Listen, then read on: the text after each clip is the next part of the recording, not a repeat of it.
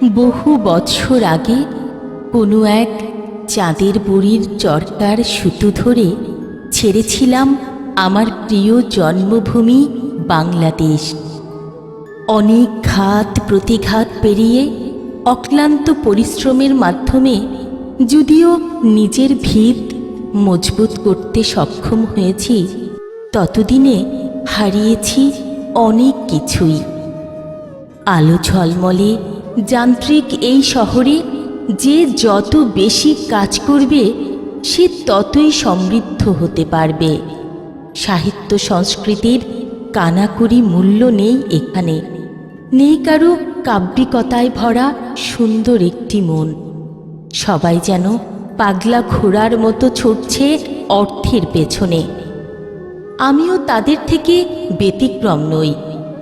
তারপরও বলতেই হয়, এই প্রবাস জীবনে সব কিছু থেকে বিচ্ছিন্ন হলেও বাংলা সাহিত্য থেকে আমাকে এক চুলও সরাতে পারেনি কেউ।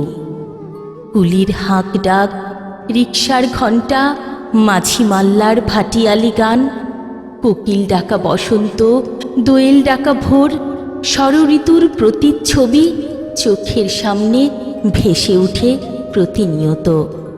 অনেক ক্লান্তি শেষে একটু সময় পেলে লিখে যাই আমার হৃদয়ের কথামালা কবিতার পংক্তিতে।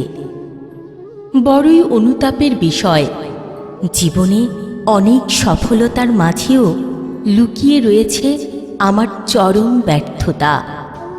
আমার কবিতা দেশ বিদেশের অনেকে পড়লেও বাংলা সাহিত্যে বিশেষ অবদানের স্বীকৃতিস্বরূপ আমাকে বিশেষভাবে মূল্যায়ন করলেও আমার সন্তানরা ইচ্ছে করলেও পড়তে পারে না কবিতার একটি লাইন।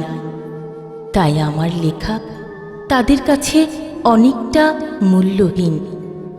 বাংলা বর্ণমালা যেমন তাদের কাছে টানে না, তেমনি আবহ বাংলার পলিমাটির ঘ্রাণে তারা মুগ্ধ হতে পারে না, কারণ তারা জন্ম থেকে বেড়ে উঠেছে অন্য এক মহাদেশের অন্য রকম এক পরিবেশে।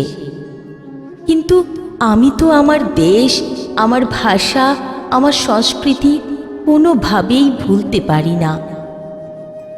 একটু ভালোভাবে বেঁচে থাকার জন্য দেশ ত্যাগ করেছিলাম ঠিকই, সারা জীবন বাংলাদেশকে হৃদয়ে লালন করেছি।